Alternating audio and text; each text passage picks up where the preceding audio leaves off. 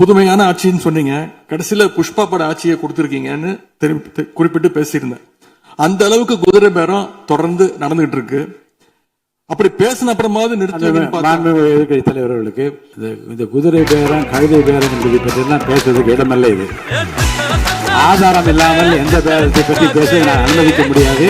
அடுத்த நீங்க அடுத்த இதுக்கு போகலாம்.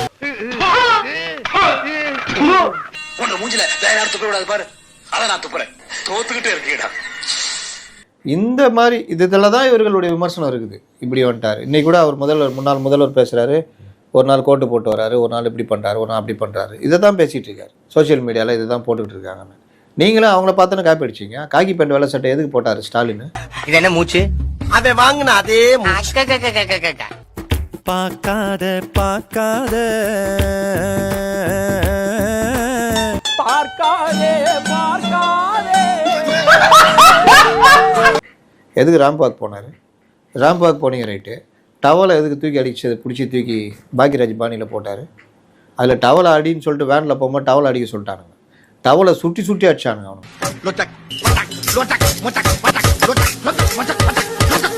கூலிங் கிளாஸை ஒருத்தன் தூக்கி போடுவான்.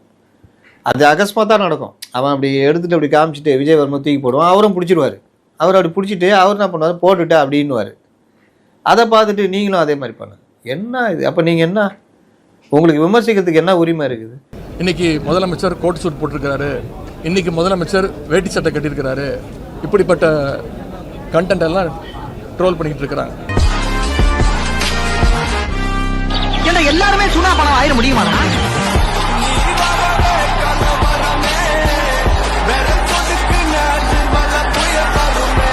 ஏன்னா இவர்கள் இது எல்லாத்தையும் பண்ணிக்கிட்டு வெளியில வந்து பாருங்க, இவர்கள்லாம் ஜென்சின்றது ஒரு சொல்லாடல். எல்லா காலத்திலயுமே ஜென்சி பாலிடிக்ஸ் பண்றாங்களே.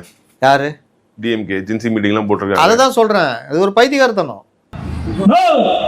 நான் உதயனா தம்பினா, டேய் தம்பி, நாங்க எல்லாம் சிஎம் விஜயனோட தம்பிடா.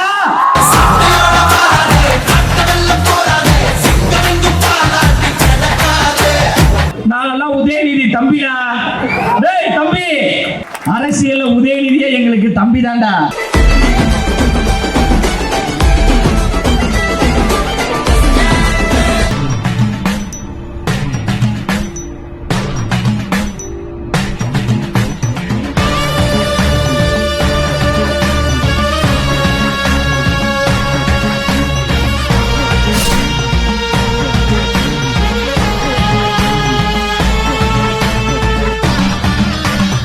நம்ம சேனலோடைய வளர்ச்சிக்கு நீங்கள் கான்ட்ரிபியூஷன் செய்யணும் அப்படின்னு நினச்சிங்கன்னா இந்த QR கோட் மூலமாக உங்களால் முடிஞ்ச அமௌண்ட்டை நீங்கள் கான்ட்ரிபியூஷனாக நம்ம சேனலுக்கு அடிக்கலாம். நன்றி. ஜென்சிகள் மட்டும் வெற்றி காரணம்னா சீமான் ஜெயிச்சிருப்பார். சீமான் பின்னாடி ஜென்சி கூட்டம் இருந்தது.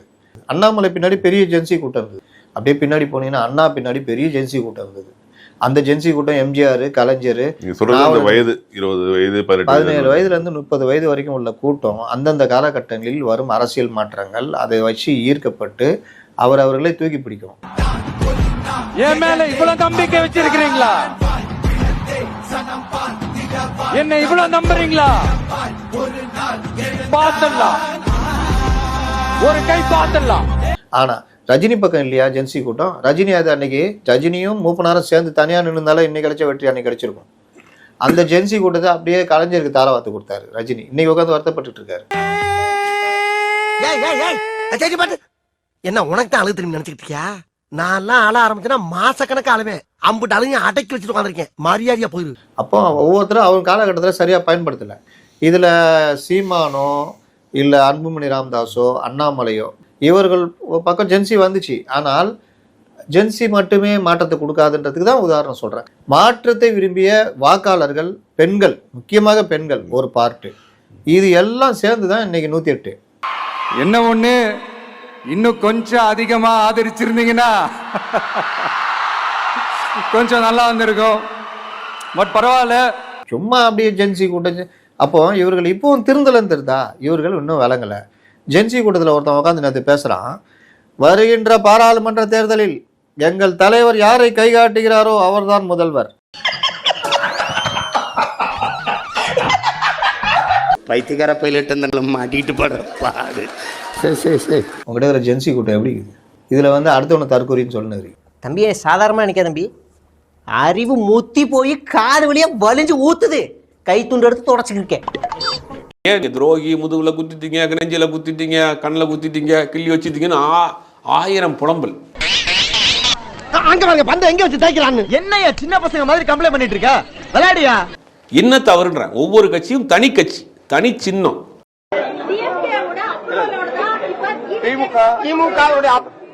திமுக அப்புறம் எங்களுக்கு எதுக்கு? we are independent party. CPM CBI எங்களுடைய கட்சியினுடைய அரசியல் நிலைப்பாட்டை நாங்கள் எடுத்திருக்கிறோம்.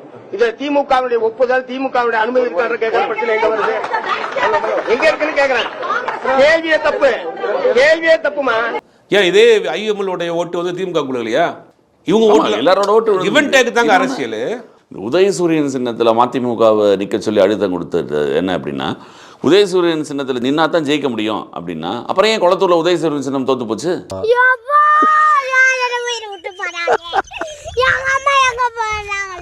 இந்த மனக்கசப்போடு இருக்காங்க.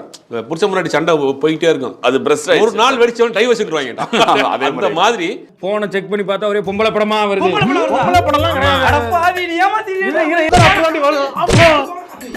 இவங்க ஆதரவு வந்து விஜயும் திமுக ஒரே நிக்குதுன்னு வச்சுங்க. திமுக 100, டிவிகே 100, 34 பேர் திமுக கூட்டணின்னு வச்சுங்க. இந்த 34 பேர் யாருக்கும் ஆதரவு கொடுத்தா தான் அந்த ஆட்சி அமைக்கணும்னு சூழ்நிலை வந்துச்சு. இவங்க வந்து திமுக கூட்டணியை விட்டுட்டு டிவிகே போயிருக்கிறாங்கன்னு ஒரு சூழ்நிலை எடுத்தாங்கன்னா துரோகின்னு சொல்றதுக்கு வாய்ப்பு. இப்போ உங்களுக்கு ஆதரவு கொடுத்தாலுமே நீங்க ஆட்சி அமைக்க முடியாது. ஒத்தாளு கூட்டமா மாறுறதும் கூட்டம் ஒத்தாளா மாறுறதும் இப்பெல்லாம் ஒரே நாள்ல நடக்கும்.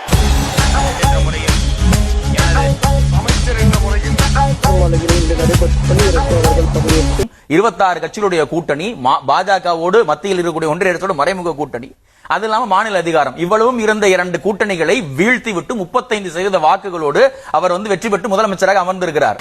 சி ஜோசப் விஜய் எனும் நான்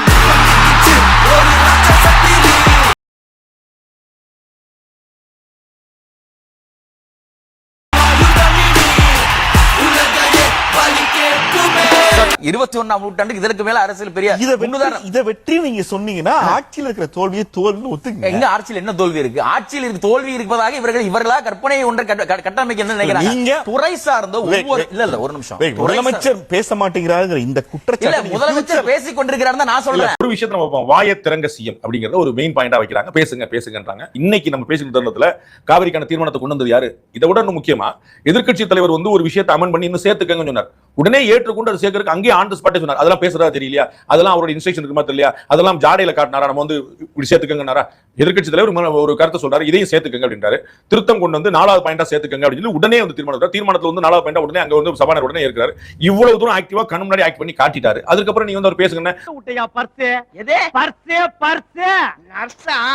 நர்ஸ் இல்லடா பர்ஸ். ஓ நர்ஸோட பர்ஸா? ஐயோ என்ன டப்பா தலையா, நான் தெரியாம தான் கேக்குறேன். இது நிஜமான காதா இல்ல வரைஞ்சு எடுத்துட்டு வந்தியாடா?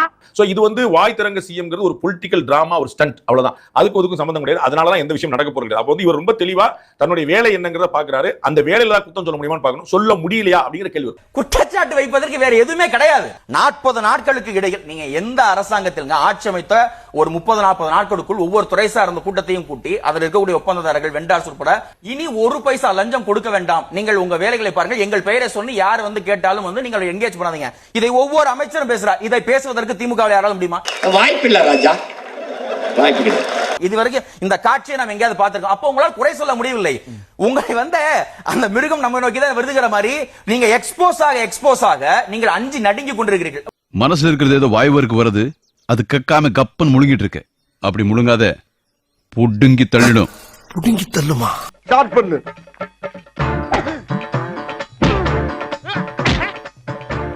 இங்கிட்டு வா. அப்படியா படைக்கலடி மண்டையில மட்டும் அடிச்சிடாத, கொலைகேஸ்ல உள்ள போயிருவேன்.